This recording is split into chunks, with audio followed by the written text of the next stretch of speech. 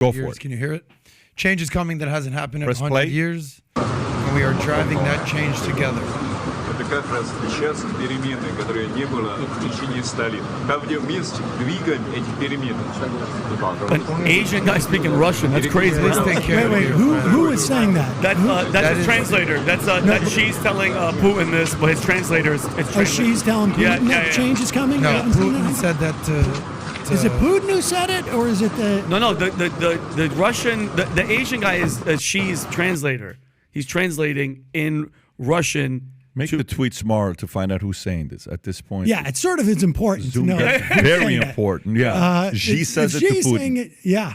Yeah, Xi Xi says tells Putin. Yeah, Putin. that's Xi's translator, which threw me off because I'm like, yo, that guy's. By the way, I mean, look, there is can we watch Putin wave goodbye like a 16-year-old girl Let me see, is let me missing see. his boyfriend? Please watch this. Hold on. Let me see. Bye. He does it 4 more Bye. times. Bye. I love you. Watch Bye. this. Bye.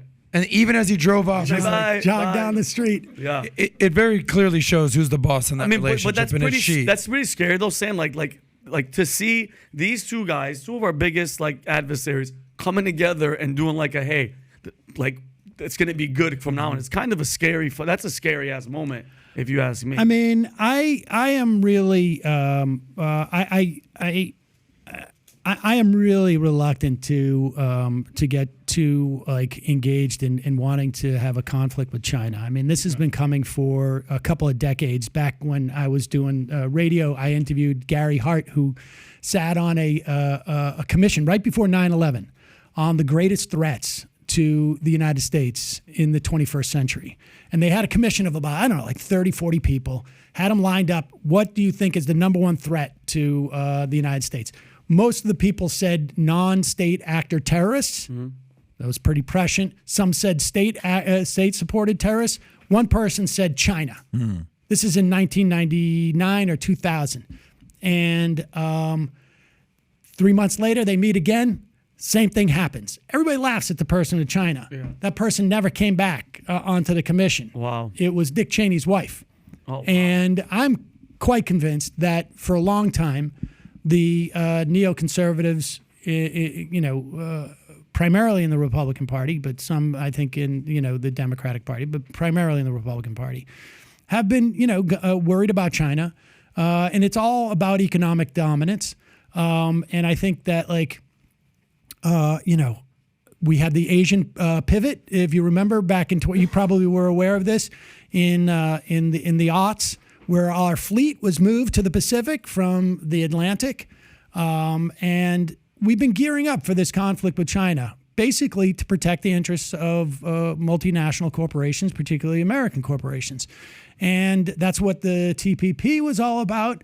And I'm in favor of making sure that we have supply lines and logistics, moving and having production, onshore. But I also think that we should not be getting into a war to protect the interests of some corporation who's not necessarily providing benefit to the United States per se. How do you see this in regards to Ukraine and how this affects Ukraine? Does this show, hey, Ukraine, U.S., all the proxy wars that you're causing, look who's teaming up with me now, Xi? Is this going to change the strategy of U.S. and NATO towards Ukraine, or this doesn't do anything there? I don't know how it could change anything in the context of Ukraine. I mean, I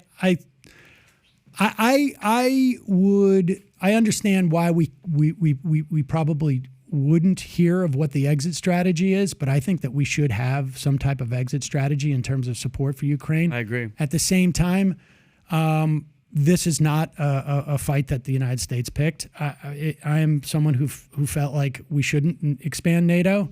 In fact, I think I was somebody who was feeling like we can start to sort of maybe disengage on some level in NATO. That is now obviously off the table because, Putin, if he was worried about NATO, that was the worst thing he could have possibly done, it seems to me, was to give everybody in Europe a reason to be supportive of NATO.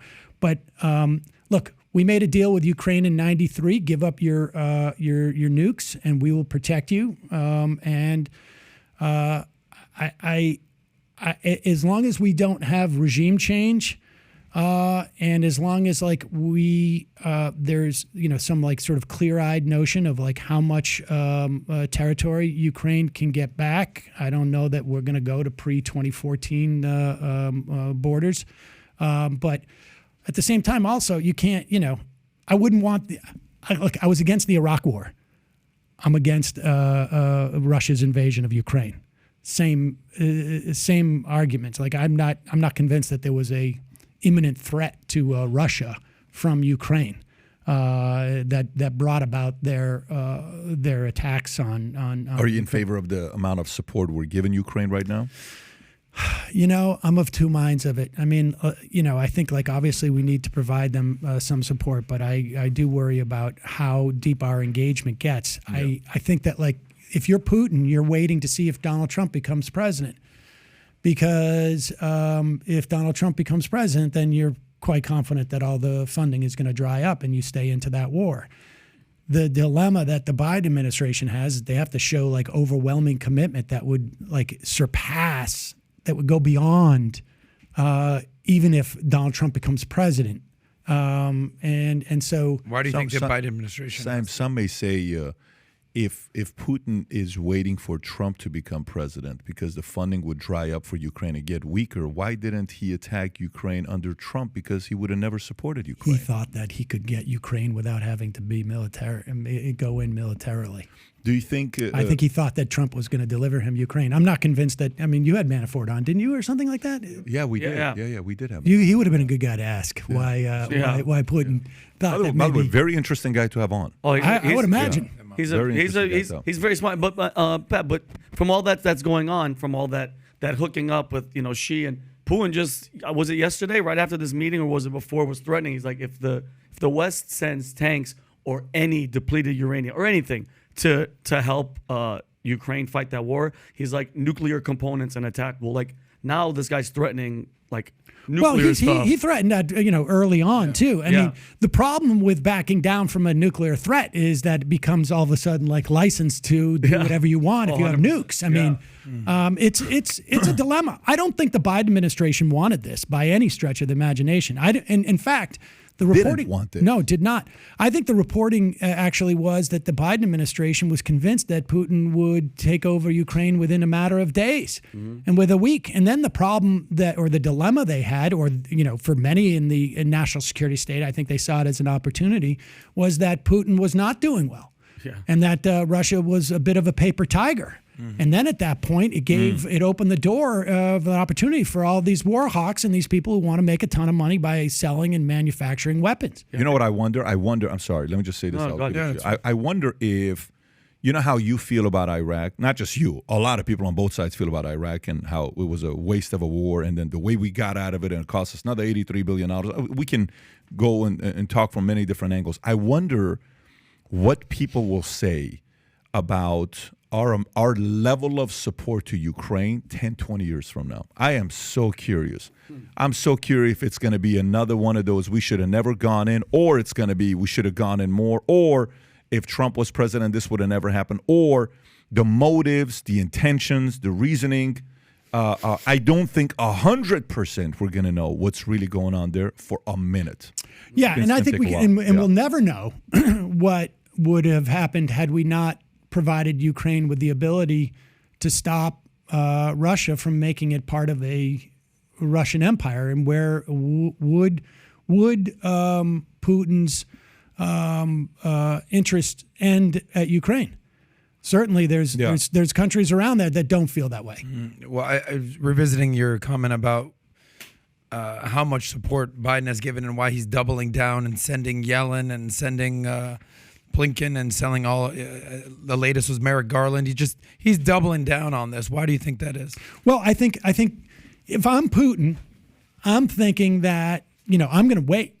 I'm going to wait because if the administration changes, it's a change, right? Like if you don't like your situation, that's an old edict, right? If you don't like your situation, you wait and see. There's going to be a change coming, or possibly.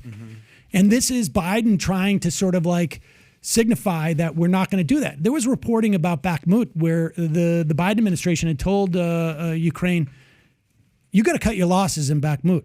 because it's just not strategically necessary, and you don't have the ability to do it. You don't have the ability to take over Crimea. You don't have the ability to do this. You just don't. Our analysts think that you don't have the ability to do it.